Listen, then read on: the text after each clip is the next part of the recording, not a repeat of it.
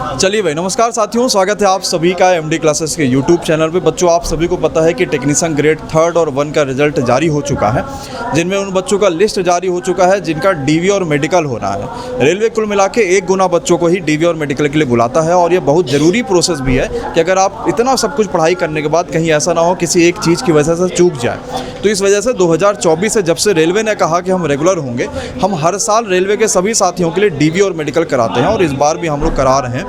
तो बहुत सारे ऐसे बच्चे हैं जो यूपी के बाहर के रहने वाले हैं, बिहार के, राजस्थान के, साउथ के, जम्मू कश्मीर के, दुनिया भर के जगहों से। तो बच्चा ये जानना चाहता है कि भाई डीवी और मेडिकल किस तरीके का होता है, क्या क्या प्रोसेस देखने को मिलता है। अगर आप आ सकते हैं तो ज़रूर आइएगा, मैं हमेशा इस बात को कहता हूँ। लेकिन अगर आप नहीं भी आ सकते तो ये वीडियो आपको देखेंगे तो आपको इससे कहीं ना कहीं फ़ायदा देखने को मिलेगा। तो हम लोग प्रोसेस को लेकर जानकारी जानते हैं। जैसे अभी जिस कमरे में हम लोग चल रहे होंगे, यहाँ पर डॉक्यूमेंट वेरिफिकेशन हो रहा है, और डॉक्यूमेंट वेरिफिकेशन में क्या क्या चीज़ें हो रही होंगी, क्या क्या चीज़ें मांगी जाती हैं, आइए जानते हैं भाई। नमस्कार सर जी। नमस्कार। और हाल चाल सर? नमस्कार सर, खुश रहिए भाई। यहाँ पर जो है वो आपके पास डॉक्यूमेंट वाला प्रोसेस जो सबसे पहले आपको रेलवे में देखने को मिलता है। तो डॉक्यूमेंट के लिए ये टीम है जो आपके डॉक्यूमेंट सारे चेक करती हो कि अगर कहीं कोई कमी है जिस भी चीज़ों में, तो उसको लेकर ये लोग बात करते हैं। तो सर से जानते हैं सबसे पहले तो कि सर डॉक्यूमेंट अभी तक हम लोगों ने जो किया, अगर कहीं कुछ ऐसा लग रहा है जो कमी है, या बच्चों को किस तरीके से डॉक्यूमेंट का प्रोसेस लेकर चलना चाहिए। जैसे अगर शुरू का बात करें, आप जो एप्लीकेशन फार्म है, एप्लीकेशन फार्म पहले रखें, उसके बाद जो उन्होंने स्कोर कार्ड है वो रखें, और प्लस जो है कि जो उन्होंने पेपर देते समय उनको एक वेरीफाइड एडमिट कार्ड मिला होगा उसको रखना है। उसके बाद फिर हाई स्कूल सर्टिफिकेट है, हाई स्कूल की मार्कशीट है, उसके बाद अगर इंटरमीडिएट है तो इंटरमीडिएट लगाएं, ITI किया है तो ITI लगा दें, ITI का सर्टिफिकेट ज़रूर लगाएं, लास्ट वाला जो उनका सर्टिफिकेट मिलता है। उसके अलावा अगर अप्रेंटिस किया हुआ तो अप्रेंटिस भी ऐड कर दें, ठीक है। इसके अलावा जो है कि अपना जो है एक आइडेंटिटी कार्ड जो आपका होता है वो लगाइए, और उसके बाद अगर आधार कार्ड हो चाहे पैन कार्ड हो, जो भी आप लगाना चाहे। इसके अलावा कास्ट सर्टिफिकेट सबसे इम्पॉर्टेंट है। अगर आपने कास्ट सर्टिफिकेट अप्लाई किया है आरक्षण के लिए तो कास्ट सर्टिफिकेट ज़रूर लगाइए। और अगर फार्म भरते समय जो कास्ट सर्टिफिकेट लगाए वो तो लगाना ही लगाना है, नया भी हमें बनवाना है। नया इसलिए बनवाना है क्योंकि अब उसको जो है रेलवे फॉर्मेट में देना बहुत ज़रूरी होता है, इस वजह से। बाकी बच्चों का मैंने देखा है कि 1-2 बच्चों की क्वेरी आ रही है, बाकी सब पहले से सब अपना फार्म पूरा सेट करके आए हैं, उन्हें कोई दिक्कत नहीं हो रही है। हाँ बिल्कुल। तो जैसा कि अभी सर ने बताया कि भाई जो ज़रूरी है, एक तो कास्ट सर्टिफिकेट आपके पास पुराना वाला भी होना चाहिए जब फॉर्म आया था उस समय तक का, और नया वाला भी एक बार आपके पास बना होना चाहिए। और अभी कुछ ऐसा सर किसी बच्चे में लगा हो कि वो किसी डॉक्यूमेंट को जैसे रेलवे फॉर्मेट में लेके चलना चाहिए, तो किसी डॉक्यूमेंट को हो सकता है वो ना बनवा के लाया हो, या ऐसा कुछ अभी जो लगा हो किसी को। बाकी सर ये है कि जो इसमें मिस्टेक लगी है वो ये है कि बहुत से ऐसे स्टूडेंट थे कि सर मान लो हमें डीवी के लिए डॉक्यूमेंट अगर वहाँ अपलोड करने हैं, तो जो EWS वाला सर्टिफिकेट होता है फॉर्म भरते टाइम कुछ और था, अभी नया वाला ही बनवाना है, तो उसमें एक एडिशनल सर ऑप्शन देता है। तो आप फॉर्म जब आपने भरा है उसको भी आपको वहाँ अपलोड करना है, जब नया वाला आप बनवा रहे होंगे तो उसको भी अपलोड करेंगे, जिससे कि आपको बाद में कोई दिक्कत ना आए। और जो डॉक्यूमेंट आप अपलोड करेंगे उनको सर डीवी के टाइम पर लिखे भी जाना है, ये क्वेरी होगी। और ये भी चीज़ बच्चों आपको ध्यान रखनी होगी कि जैसे आपने फॉर्म भरते समय जो जो डॉक्यूमेंट दिया था वही यहाँ पर दिखाइए।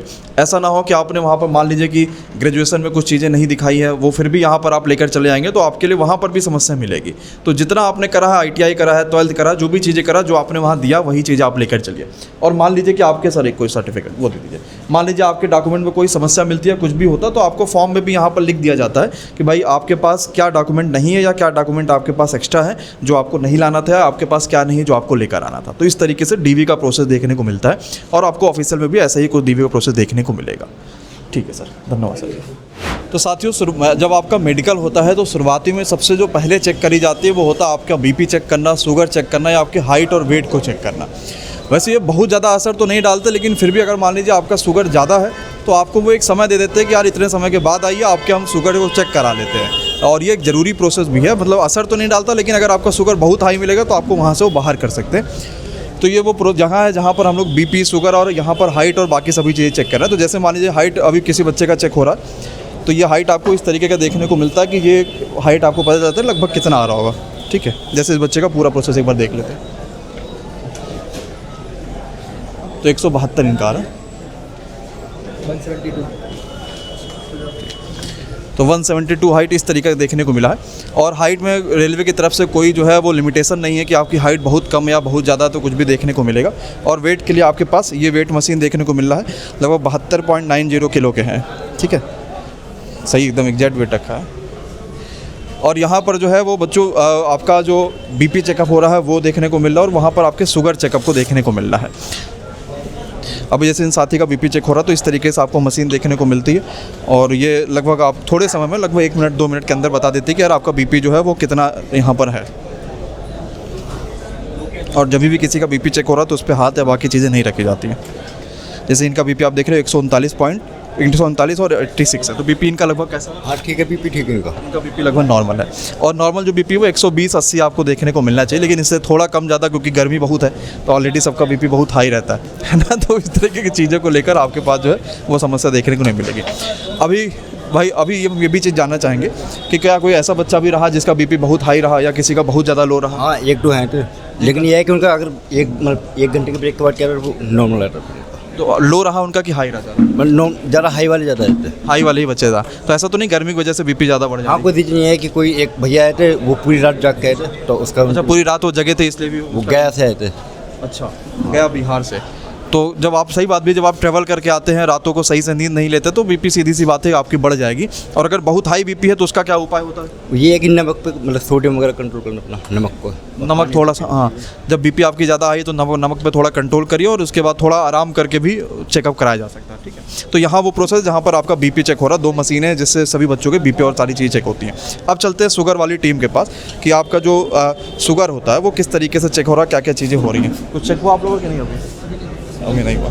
ठीक है भाई, यहाँ पर जो है आपका वो शुगर चेकअप हो रहा है और शुगर आपको पता है यार एक ज़रूरी प्रोसेस और ऐसा प्रोसेस है जिसमें बहुत सारी चीज़ें आप नहीं भी करेंगे तो भी आपको कहीं ना कहीं शुगर बढ़ते हुए देखने को मिलेगा।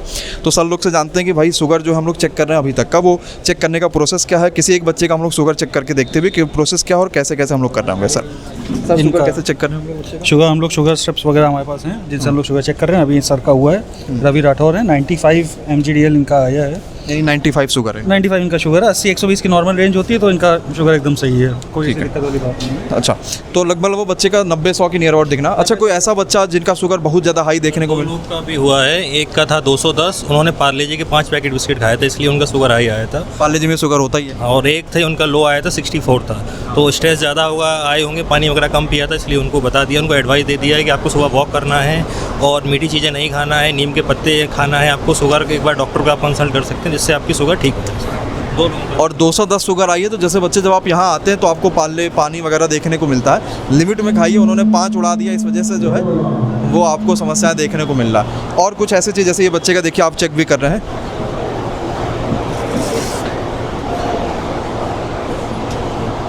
ये मशीन पे 132 देखने को ध्यान रखा जा रहा है। सबसे अच्छी बात है प्रॉपर हाइजीन है।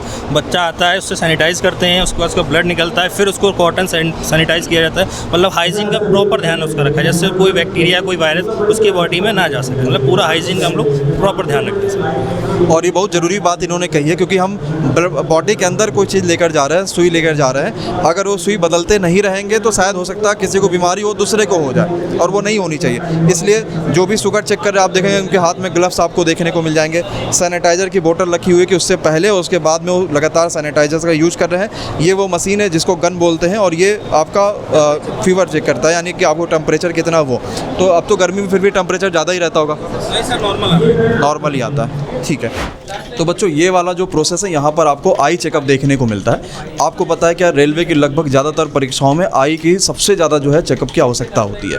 खास करके आप ALP जैसी परीक्षाओं में जाएंगे वहाँ पर तो आपको A1 सर्टिफिकेट मांगा जाता है। तो इस तरीके से ये मशीन आपके पास रखी हुई जहाँ पर आई आपके पास चेकअप हो रहा होगा और डॉक्टर्स की टीम आपको यहाँ पर देखने को मिलती है जो आपके आई और बाकी चीज़ों को लेकर, जैसे एक कलर ब्राइटनेस चेक हो रहा है कि आप जो है वो पढ़ पा रहे हैं कि नहीं पढ़ पा रहे नंबर्स को लेकर, वो मशीन है। और जैसा कि आप देखते हैं कि जब आपको पढ़वाया जाता है तो ABCD किस तरीके से आप पढ़ पा रहे किस तरीके से नहीं पढ़ पा रहे, वो आपके A1 B1 C1 इस तरीके के सर्टिफिकेट को लेकर चलती है। और आपके अगर मान लीजिए आंखों में कोई समस्या नहीं भी तो इस तरीके के लेंसेज जो चेकअप होते हैं मेनली वो आपको वहाँ पर ऐसे देखने को मिलते हैं। ठीक है, तो अभी जानना चाहेंगे सर से कि किस तरीके से आई चेकअप हम लोग यहाँ पर कर रहे हैं, पूरा प्रोसेस क्या है और आई चेकअप हम लोग किस तरीके से कर रहे हैं, क्या क्या हम लोग चीज़ें यहाँ पर देख रहे हैं। सबसे पहले ये AR मशीन है सर। हाँ। इससे हम लोग आर्टिफैक्टो नंबर निकालते हैं। अच्छा। उसके बाद ये लेंस स्टार रखा हुआ है। हाँ। इससे हम लोग जो पुराना चश्मा है उसका नंबर निकालते हैं। अच्छा, अगर किसी के चश्मा लगा हो तो लगा हुआ है तो उसका नंबर हम लोग इससे निकाल लेते हैं। इसके बाद ये कलर विजन है। हाँ। ये हमारी विजुअल एड है, मतलब कि कलर जो विजन चार्ट बोलते हैं इसको। हाँ। ये है। उसके बाद में ये इधर डॉक्टर बैठे हुए हैं। अच्छा, मतलब देखा जाए तो जितना भी आँखों का हो सकता होगा सब कुछ यहाँ टोटल हर चीज़ अवेलेबल है। एटलीस्ट हमारे पास जो मेन जो है ना वो रखा हुआ है, लेकिन लेंस स्टार भी सब कुछ अवेलेबल है सर। पूरा हॉस्पिटल की सारी फैसिलिटीज यहाँ पे। अच्छा, अभी कोई ऐसा बच्चा आपकी जानकारी में यहाँ आया हो जिसकी आंखों में कुछ ज़्यादा समस्या मिली हो? 2 बच्चे आए हैं अभी, नाम बता। हाँ,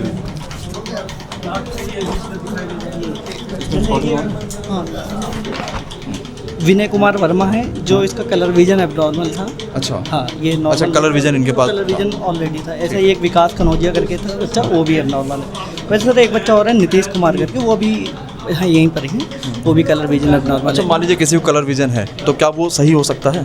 कलर विजन जेनेटिक तो फिर तो वो बच्चा बाहर ही हो जाएगा, रेलवे को वो चाहिए नहीं है। उसके लिए भी जैसे कि अपने यहाँ पे जो कैटेगरी सी वाली है ना, उस पर वो जा सकता है। उसके लिए एक अलग से है पोर्ट उसमें। वो हाँ, जितनी सी वाले में C1 C2 C3 उन सब में वो कलर विजन हो सकता है, ठीक है। और किसी के पावर बहुत हाई आ गई हो ऐसा कुछ? उसके लिए भी सर हमारे पास में एक लेंस आता है ऑप्टो का। वो होता क्या, उसको जैसे कि 15 से 20 दिन अगर वो लेंस यूज करते हैं, वो होता क्या, वो शाम को लगाना होता है। अच्छा, हाँ, जैसे कि रात में सोते समय उसको लगाना होता है और सुबह उसको हटा दिया जाए। तो लगभग वो 8 घंटे के तक, जैसे मेडिकल में जैसे बच्चा जाना है तो वो अगर 15 से 20 दिन पहले से अगर लेंस यूज कर रहा है तो वो अगले 8 घंटे मतलब आंखों में लगा, हाँ, लेंस लगा कर उसको सो जाना होता है। अच्छा, हाँ, जैसे सो गया, सुबह उठ करके लेंस हटाएगा तो अगले 8 घंटे तक उस मतलब कि लेंस का ऑलरेडी उसका असर रहता है। तो चश्मा नहीं लगाएगा तो उसको कोई दिक्कत नहीं होगी। तो वहाँ अच्छा, मतलब वो लेंस लगाया रहेगा तो जैसे वहाँ पे मेडिकल में जाएगा तो पकड़ा नहीं जाएगा। अच्छा, ये चीज़ होता है। तो अगर किसी का मतलब ऐसी समस्या है तो उससे वो सुधार किया जा सकता है, ठीक है। तो ये वो बच्चों टीम है पूरी जो आपके आई चेकअप को लेकर कर रही है। और आई में अभी तो आप लोग का चेक नहीं होना, चेक होगा अभी आप लोग का, है ना, ठीक है। इनका आपका जांच वगैरह हो गया, ये मशीन वाला सब कुछ ठीक रहा, कहीं कोई समस्या परेशानी? No sir. अजीत सिंह। अजीत, कौन सा जोन है भाई अजीत आपका? जम्मू कश्मीर। तो अजीत अभी ऐसे हैं जिनका भी आई चेकअप लगभग हो रहा है। तो अभी अजीत आपका क्या क्या प्रोसेस हो चुका है? सर मेरा बीपी चेक हो चुका, ब्लड शुगर चेक हो चुका, ऊपर ECG चेक हो चुका, इधर आई का प्रोसेस हो रहा है। बस अभी डॉक्यूमेंट। आई का प्रोसेस ठीक लग रहा है आपको? हाँ, कहीं कोई दिक्कत परेशानी? नो सर, कोई दिक्कत ECG नहीं, वगैरह सब ठीक है? सब कुछ बढ़िया से हो रहा है। चलिए भाई अजीत, ठीक है, करा लिए प्रोसेस। साथियों, हमारे साथ है डॉक्टर आलोक सर, और सर से ये जानेंगे कि किस प्रकार से आई चेकअप हम लोग सर कर रहे हैं और यहाँ पे क्या कैसा प्रोसेस होता है। सर यहाँ थोड़ा सा नॉर्मल ही प्रोसेस है कि हम पेशेंट का विजुअल एकुटी टेस्ट कर रहे हैं सभी बच्चों का, जिसमें हम देख रहे हैं उनका विजन कितना है। अगर उनको कोई कमी है तो वो ये भी सुझाव दे रहे हैं कि किस तरीके से वो अपना विजन इम्प्रूव कर सकते हैं। चश्मे का नंबर क्या है वो भी हम उनका निकाल के दे रहे हैं, ताकि आगे उनका विजन ख़राब ना हो। अगर चश्मे का नंबर है तो चश्मे का उपयोग कर सकें, या जो भी और कंप्लेन बता रहे हैं तो उनका हम उनको सुझाव। तो ज़्यादातर बच्चों का इसी कैटेगरी में आ जा रहा होगा जो हम लोगों ने दे रखा है ना? हाँ, मोस्टली 90% बच्चे तो फिट हैं आपके। हाँ। तो अच्छी भी चीज़ है। और सब भाई खुश हैं DB और मेडिकल के लिए? ठीक है सर, थैंक यू सर। बच्चों, यहाँ पर आपके पास एक ज़रूरी प्रोसेस रेलवे में देखने को मिलता है, डॉक्यूमेंट वेरिफिकेशन। और मेडिकल में तो मेडिकल में ECG आपको देखने को मिल रहा। तो इस तरीके से ECG जो है यहाँ पर बच्चों का होता है, जिससे ये पता चलता है कि आपके हार्ट में कहीं कोई समस्या है या नहीं है, वो सारी चीज़ों को लेकर। और ये वो टीम है सर की जो आपके पास ECG करा रहे होते हैं। तो सब लोग से ये जानते हैं कि ECG हम लोग किस तरीके से करते हैं और यहाँ पर कोई समस्या आती है तो उसका क्या कोई समाधान हो सकता है कि नहीं हो सकता। सर बहुत बहुत स्वागत है। सबसे पहले जानेंगे कि ये प्रोसेस हम लोग किस तरीके के लेकर चलते हैं। सर ये एक्चुअली हार्ट की जो और बाकी जो पल्स रेट वगैरह जो होती हैं और जो वेंस वगैरह जो होती हैं उनका जो पल्स रेट होता है उसको सैचुरेशन देखने के लिए होता है मेन। अच्छा, ये से हम लोग हार्ट की समस्या सारी चीज़ें। हाँ जी, ठीक है। तो अभी जैसे मान लीजिए कि इसमें नंबर जो निकलता है, किसी बच्चे का सर निकला है कि कोई भी चीज़? जी जी ये इन्हीं का है? जी नहीं गया सर। अच्छा, तो ये संदीप का निकला हुआ और संदीप का ये नॉर्मल है? जी सर। तो यहाँ कहीं लिखा भी होता है ना नॉर्मल साइंस रिदम सर। अच्छा, और किसी भी ऐसे साथी का भी आया जो एब नॉर्मल हो? सर ऐसा भी होता है। तो अभी आप यहाँ किसी का आया कि नहीं? नहीं सर, अभी तो नहीं आया है, बट सर थोड़ा थोड़ा मॉडरेट रहता है। कुछ जैसे किसी में साइनस रिदम नॉर्मल नहीं आता है। अच्छा। किसी में मॉडरेट आ जाता है, किसी में टेकीकार्डिया आ जाता है। अच्छा। तो एक्चुअली उसमें क्या होता है कि जैसे पेशेंट आया अपना ऊपर चढ़ के जीने से चढ़ के आया तो उसको थोड़ा सा 15 मिनट रिलैक्स करके उसके बाद उसको नॉर्मल आना चाहिए। यहाँ अगर वो घबराहट होगी उसको, अगर उसके मन में घबराहट वगैरह या फिर वो थका हुआ चलते हुए फिर के आएगा तो उसमें थोड़ी सी रिपोर्ट में चेंजेस आने लगते हैं। अच्छा, मतलब अगर वो किसी के चेंजेस आ रहा है तो थोड़ा देर आराम कर ले 10-15 मिनट तो शायद वो चेंजेस में बदलाव हो सकता है। अच्छा, मान लीजिए कभी किसी को बहुत पहले हार्ट अटैक आया हो 2 साल 3 साल पहले, तो क्या वो पता चल जाता कि हार्ट अटैक आया था? सर चेंजेस रहते हैं हमेशा, जिनको हार्ट अटैक्स वगैरह, जिनको हार्ट की रिलेटेड बीमारी पास्ट टाइम से पहले है, तो सर उनको चेंजेस हमेशा आएंगे, कभी और क्लियर। मान लीजिए अगर किसी का इनमें से बच्चों का दिल टूटा हो पहले कभी, तो इनका कुछ ऐसा? सर दिल टूटने का तो नहीं कह सकता, बट सर हार्ट से रिलेटेड अगर कोई परेशानी को पास्ट पहले से रही है तो सर वो आ जाएगी इसमें जी। तो भाई सावधान रहो सभी जो है। वो तो बीपी में आ गया होगा। तो यहाँ पर आपके पास जो है ईसीजी वाला प्रोसेस देखने को मिलता है, और बहुत ज़रूरी प्रोसेस है ईसीजी का लेकर कि आपके हार्ट में जितनी भी समस्या होती है वो देखने को मिलती हैं। और अभी ईसीजी भाई हो रहा है, ठीक लग रहा है? डर तो नहीं लग रहा है? ईसीजी इससे पहले ईसीजी हुआ है कि नहीं कभी? नहीं, ये पहली बार हो रहा है। चलो, इस चीज़ चेंज हो जाता है हार्ट रेट वगैरह? नहीं, डर की वजह से नहीं, कभी कभी होता क्या है कि बहुत हाफ रहे हैं या भाई ब्लड ज़्यादा तेज चल रहा है सर्कुलेशन, तो इस वजह से हो सकता है ना? ठीक है। हो तो भी ये चेंज आ सकता है इसमें टेस्ट में? किसमें? होपलेस हो रहे हो ज़्यादा तो बिल्कुल हार्ट है, हार्ट तो हर चीज़ का रिएक्शन देता ही है, तभी तो दिल कहा जाता है भाई। हार्ट और दिल अलग होता सर कि एक ही है? कोई बताओ भाई। बच्चों यहाँ पर आपके पास जो फिजिकल चेकअप होता है, जो एक आखिरी और ज़रूरी प्रोसेस होता है कि आपके बॉडी में चलने में, फिरने में और बाकी सभी जो चीज़ें चेक होती है वो यहाँ पर आपको देखने को मिलेगी।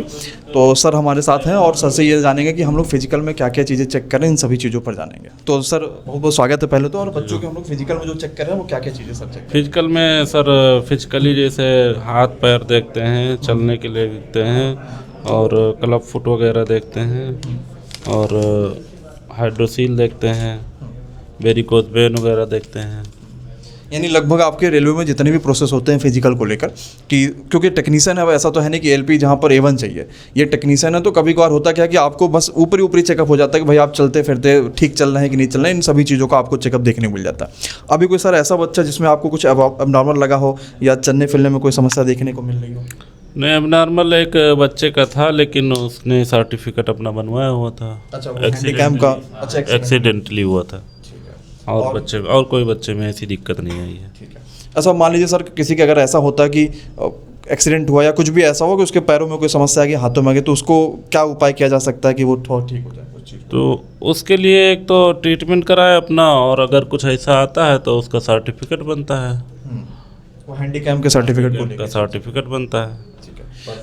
तो साथियों यहाँ पर आपके पास फिजिकल जो चेकअप होते हैं वो देखने को मिल रहे हैं, जो आपने देखा अभी तक का चीज़ों को लेकर। और फिजिकल में आपके पास जो भी समस्या आती है, क्योंकि ये लगभग एक हिसाब से परमानेंट ही हो जाती है, तो इसके लिए अगर ऑपरेशन करा सकते हैं, जो भी चीज़ें होती हैं वो आपको करा के अपने ब्लॉक डेट में भी जा सकते हैं, इसका सर्टिफिकेट हैंडीकैप वाला आपको देखने को मिल जाएगा। तो इस तरीके से आपको रेलवे का लगभग पूरा प्रोसेस देखने को मिलेगा कि क्या क्या चीज़ें हम यहाँ पर करा रहे होंगे। तो बच्चों आपने देखा कि यार डीवी किस तरीके से देखने को मिल रहा है और मेडिकल किस तरीके से देखने को मिल रहा है। लगभग सारे प्रोसेस हमने आपको बता दिए कि हाइट का हो गया, वेट का चेकअप हो गया, ECG हो गया, और जितनी भी तरह तरह की चीज़ें आपको देखने को मिलती हैं वो सब कुछ आपको यहाँ पर देखने को मिलता है, और सब कुछ आपके लिए बिल्कुल फ्री भी है। एक आपका डर खत्म हो जाता है कि जब आप मेन डीवी और मेडिकल में जाते हैं ना, तो वहाँ से पहले जो आपका डर होता है वो यहाँ पर खत्म हो देखने को मिलता है। इसी तरीके से आप MD क्लास में विश्वास बनाए रखिए, क्योंकि आपने अगर इसको रेलवे सिलेक्शन फैक्ट्री बनाया है तो हम लगातार इस चीज़ों पर भी काम करते हैं ताकि आपको चीज़ें करा पाओ। वीडियो उन सभी साथियों के लिए है जो आज किसी भी तरीके से MD क्लासेस के डीवी और मेडिकल में नहीं जुड़ पाए। धन्यवाद साथियों, शुक्रिया।